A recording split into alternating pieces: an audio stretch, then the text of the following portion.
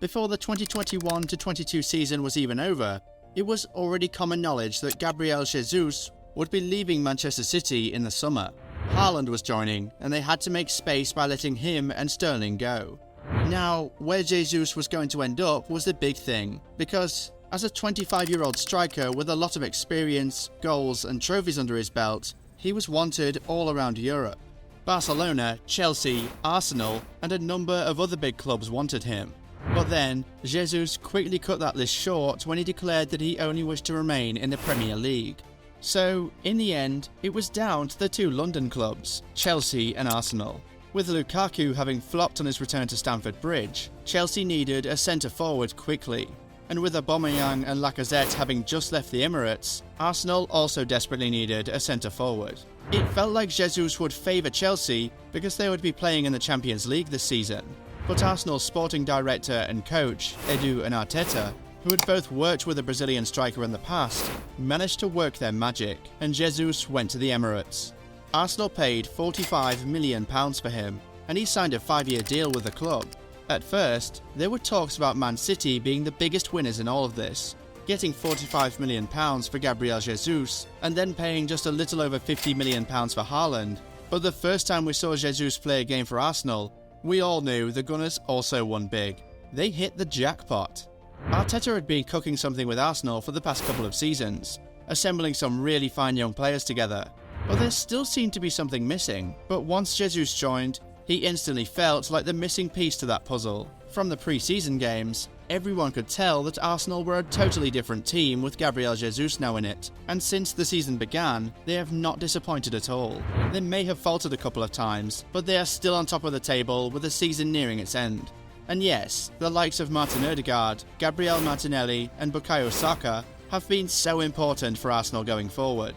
But one guy whose impact can never be overestimated is Gabriel Jesus. He literally hit the ground running for Arsenal. Before he played his first official game for the club, everybody already had their eyes on him because of how well he performed in the pre-season games and how much he helped the attack sink. And one big evidence of this was Fantasy Premier League. Even with Haaland moving to Man City that same summer, and the likes of Salah and Kane still being active in the league, it was Jesus who broke the FPL record. He became the first player ever to be owned by, at least, 80% of Fantasy Premier League managers. That's how highly sought after he was. Everybody wanted Jesus. And he didn't fail to give returns. Yes, he blanked in the first game, but if you watched him play and weren't just bothered about FPL points, you would have seen that he was really brilliant. He brought a different dimension to the game with his fluidity and versatility. And then, in the second game of the season against Leicester City, he added the goal contributions to the already brilliant performance he was putting up for the team. He scored 2 goals and assisted a further 2 that day. His first official goal for Arsenal was a thing of beauty. He started the move from the left flank and finished it so beautifully. Now, that is not a typical centre-forward finish. It was a really special one from a really special player. But then, for his second, he said, "I can also be a typical centre-forward." He crept in from the back post and headed in the second goal of the game from a corner. You know, just like a predator. For the third goal of the game, he was a predator again. He was very much on the alert in the box, and once Leicester's goalkeeper made a very small mistake, he pounced and immediately set Xhaka up in the process. For Arsenal's fourth goal of the game, Jesus, who was playing as a centre-forward, mind you, picked the ball from pretty far outside the box and set up Martinelli, who scored with a fine finish.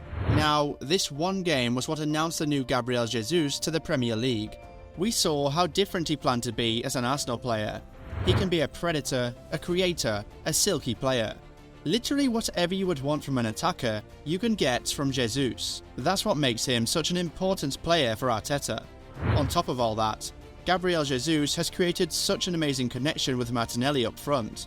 You know, Martinelli also loves playing as a false 9 on certain occasions. So, sometimes during a game, the two Gabriels will switch positions, allowing Martinelli to play from the middle while Jesus tries to wiggle in from the left. This has left defenders confused a lot of times, because you were preparing for the lightning speed of Martinelli, but now you have to deal with the silkiness of Gabriel Jesus. It's truly awesome for Arsenal, and frightening for other teams. So, after the game against Leicester, Jesus went on to provide an assist against Bournemouth, score against Aston Villa, and then score another against Brentford. So the talk from rival fans became that he could not do it against the big teams, simply because he had no goal contribution against Man United, a game which would end up being Arsenal's first loss of the season. Anyway, Gabriel Jesus took that personally, and then went on to score in the North London derby against Spurs, and then win the penalty which resulted in the winning goal against Liverpool. Things kept going great for Gabriel Jesus and Arsenal. Arsenal extended their lead at the top of the table, going into the World Cup break in November, and Gabriel Jesus was called up to join Brazil at the World Cup. And it was in Qatar that things became a little ugly for him and Gunners all over the world. Gabriel Jesus picked up a knee injury in the group stage game against Cameroon, and that ruled him out of the rest of the tournament and the rest of the year. In fact, after the tests were done, it was announced that he was not going to be available until March. 4 months without their star man. Gunners around the world were shook. They knew they would struggle without him, and that they did.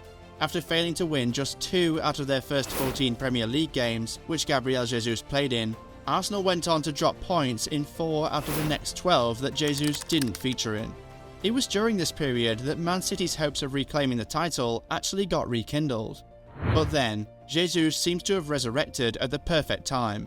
He made his return on the 12th of March in the London derby against Fulham, coming off the bench in the 77th minute. This is the last lap, and Arsenal just need to keep their concentration for a few more games and the title will be theirs.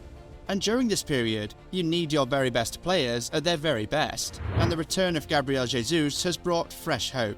He made his first start since the injury against Leeds on the 1st of April, and in just 60 minutes, he played fantastically, getting 2 goals to his name and taking his tally up to 12 goal contributions in 17 Premier League games this season. If he can keep this form up until the end of the season, then there's absolutely nothing stopping Arsenal from winning the Premier League. But we're sure Gunners all over the world will be looking up to him, particularly on the 26th of April. Without him in the squad, Arsenal lost twice to Man City in the space of 3 weeks, both in the FA Cup and in the Premier League. So they'll be hoping that, when they meet again in a couple of weeks, Gabriel Jesus will be able to put the dagger in the heart of his former club and bury their title hopes once and for all. What a story that would be! But while we wait for that day, Arsenal fans can be revelling in the second coming of their attacking saviour. And well, it's Easter season everywhere, and especially at the Emirates, because Jesus was out for more than 3 months, but now he has risen. Don't forget to like the video and subscribe to the channel. Bye!